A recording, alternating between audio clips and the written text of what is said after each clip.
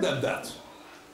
But we want you to be part of it as much as possible with the hope, and I dare to tell you that that will happen if we will do something like that, that if you don't want to take all of it on and want to make an official conversion, at least your children probably by that time would. Let's use another word. Jews by choice, or let me also another very controversial way of saying it, saying that they are Jewish non-Jews. I wrote once about it, which was sent on email to thousands of people, and did I get into trouble for making even that statement?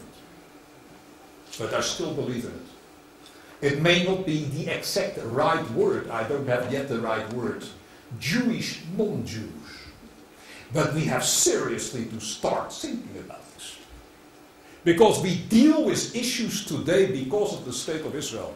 And since the Holocaust, and because of modernity, and because of all what happens, and we are living in a completely different world than a few hundred years ago by now, we really have to sit down and rethink this whole thing over. And I'm speaking here from an Orthodox perspective.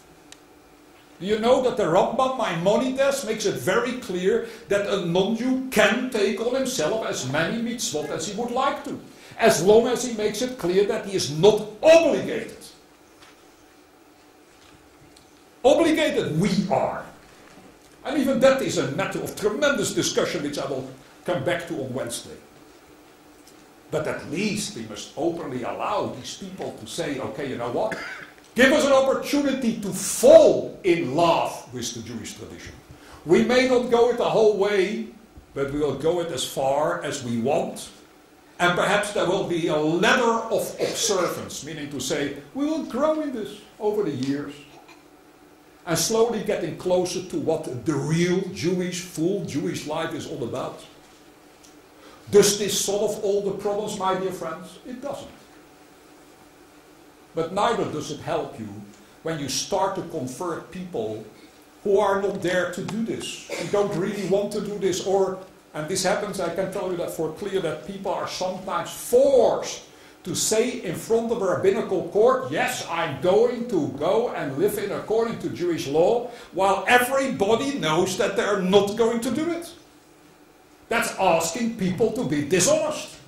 And that's done by some rabbinical courts. What kind of authenticity is that? Then I dare to say that my solution is better.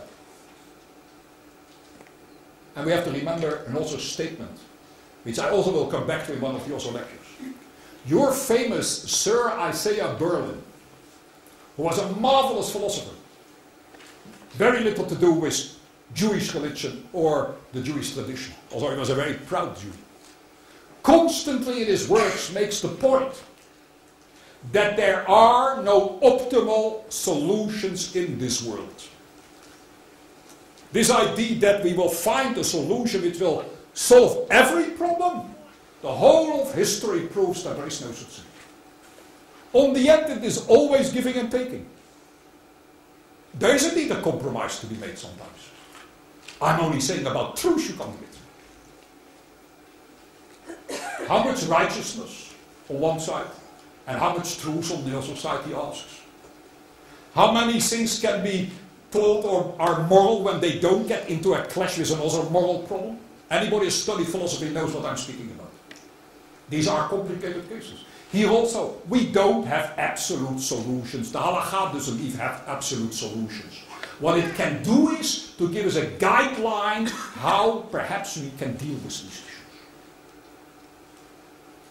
But I'll tell you more than that. I've been thinking, as you understand, long about this. But I wonder about a few other things, and on Wednesday I'm going to speak in great lengths about it, not in relationship to conversion. What is it that we really ask from the person who converts? What do we mean when we say you have to observe all the commandments before you can be immersing yourself in the mikvah, in the ritual bath? What do we mean by saying Kabbalat HaMitzvot, observing commandments? Let me ask you a few questions here. First of all, I think the Shulchan Aruch already indicates that, Jewish tradition indicates that. I don't think it means to say that these people have to live an official Orthodox life in the full sense of the word, as many Orthodox Jews do. I don't think it is possible to defend the position that if somebody wants to be Megayer, he wants to convert, that from that next morning, every morning that person has to go to shul, to the synagogue, put on tefillin and talit, daven mincha and mariv, pray the afternoon and the evening prayers, and keep to everything what Orthodox Jews do. I don't think there's any need for them to ask that from them. They should sometimes put on tefillin. There's no more need. Let them grow into it.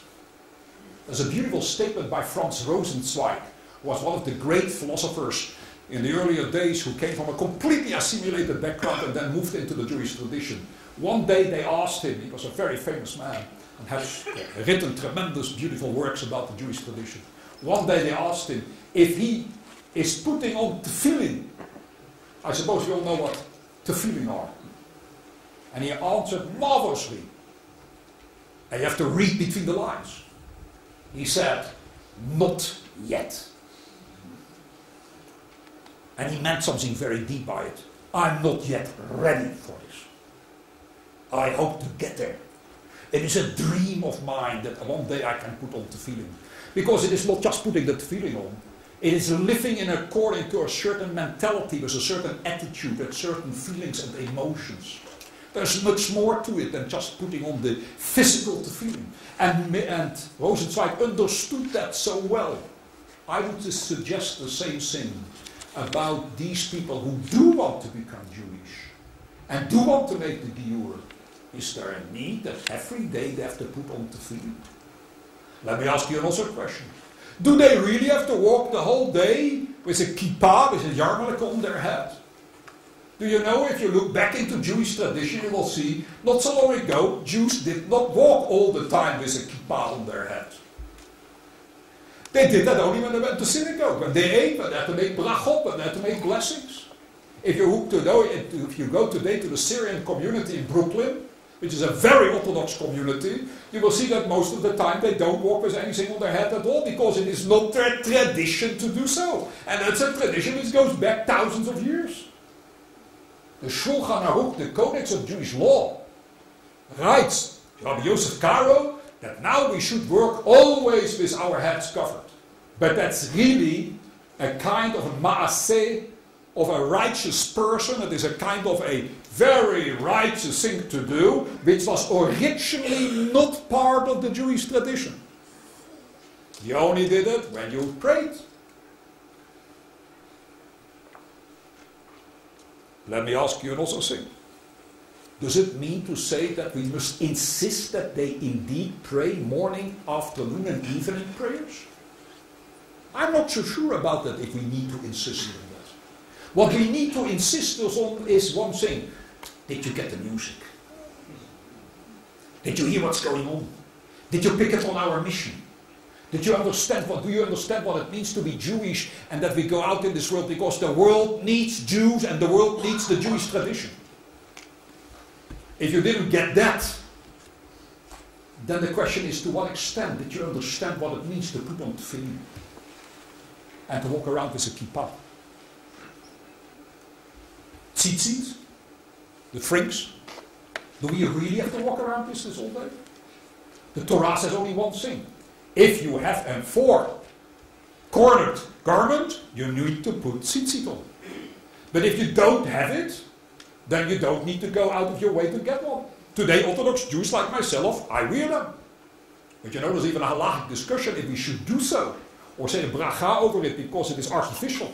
Because it is no longer really part of our garments as it used to be with our great-grandparents, who really covered themselves with something warm, which had four corners, and therefore it needed tzitzit. Not so long ago, a friend of mine walks around in Tel Aviv. In front of him walks a secular Israeli. I hate these expressions. Long hair, earrings, nose ring, everything which you and I would say, That's completely lost. Secular.